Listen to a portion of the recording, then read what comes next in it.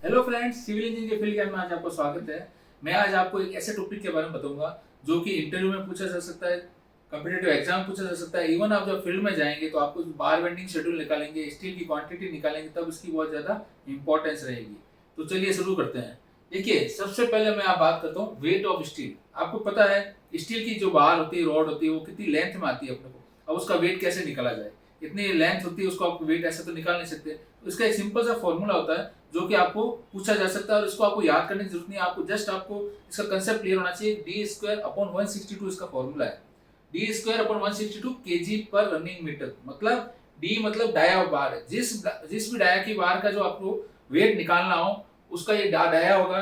D square upon 162। तो D हो गया, जैसे 8 mm की है बार तो 8 स्क्वायर डिवाइड बाई 162। तो जो वेट आएगा वो पर मीटर उस बार का वेट आएगा। तो ये हो गया। अब इसमें देखिए मैं एग्जांपल बताता हूँ। जैसे डाया बार आ गए, आपको पता है 8 mm, 10 mm, 12 mm, 16 mm, 20 mm, 25 mm, 32, 36 और आगे भी और जो डाया की बार जो आती है, इवन 6 mm की बार आती है। तो सबसे पहले फॉर्मूला क्या है? D square upon 162।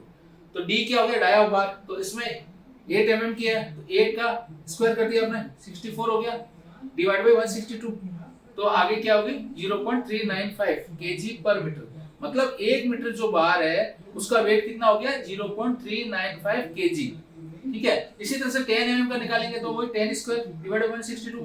12 का निकालेंगे 12 स्क्वायर डिवाइड बाई 162। तो ये जो आएगा आपको फॉर्मूला ध्यान होना चाहिए। तो फॉर्मूला ध्यान होगा तो आपको इसको याद करने की भी जरूरत नहीं है। अगर फॉर्मूला ध्यान है इंस्टेंटली आप उसका केजी पर मीटर में वेट निकाल सकते हैं।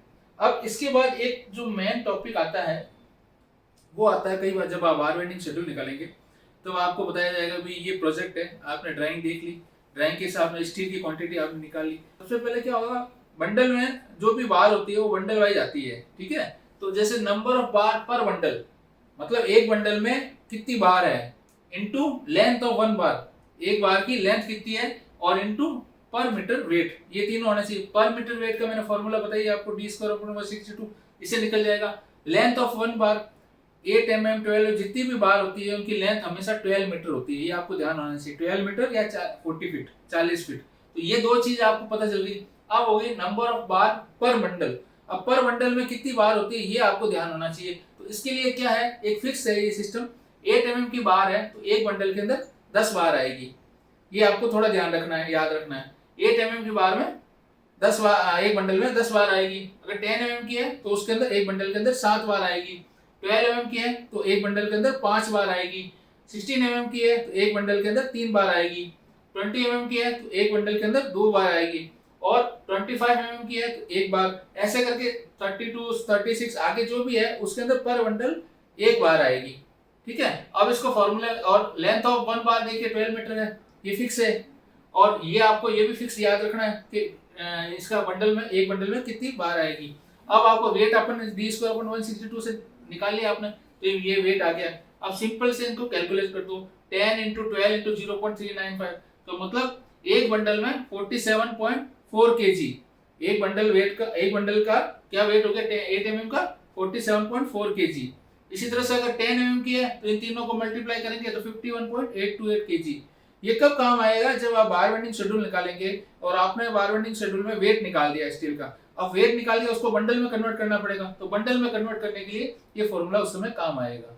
तो ये बहुत ही इंपॉर्टेंट है। ये बार बेंडिंग शेड्यूल जो मैं आगे वीडियो बनूंगा उसके अंदर भी काम आएगा। तो इसको आपको जस्ट आपको क्या ध्यान रखना है, एक तो पर बंडल बार कितनी आती है वो आपको ध्यान रखना है। 1 मीटर में अंदर लेंथ है वो 12 मीटर आती है, ये याद रखना आपको। और पर मीटर वेट का जो है डी स्क्वायर 162 से ये याद रखना फॉर्मूला। बस इससे आपको तुरंत होगा इसका सॉल्यूशन निकल जाएगा। अगर ये वीडियो आपको अच्छा लगा है तो मेरे इस वीडियो को लाइक कीजिए, शेयर कीजिए, सब्सक्राइब कीजिए और ज़्यादा से ज़्यादा शेयर कीजिए और ज़्यादा से ज़्यादा कमेंट कीजिए ताकि और अच्छे इंटरेस्टिंग वीडियो मैं आपके लिए बना सकूँ। और इसी तरह से मेरे फेसबुक और इंस्टाग्राम पेज को भी फॉलो कीजिए। Thanks for watching.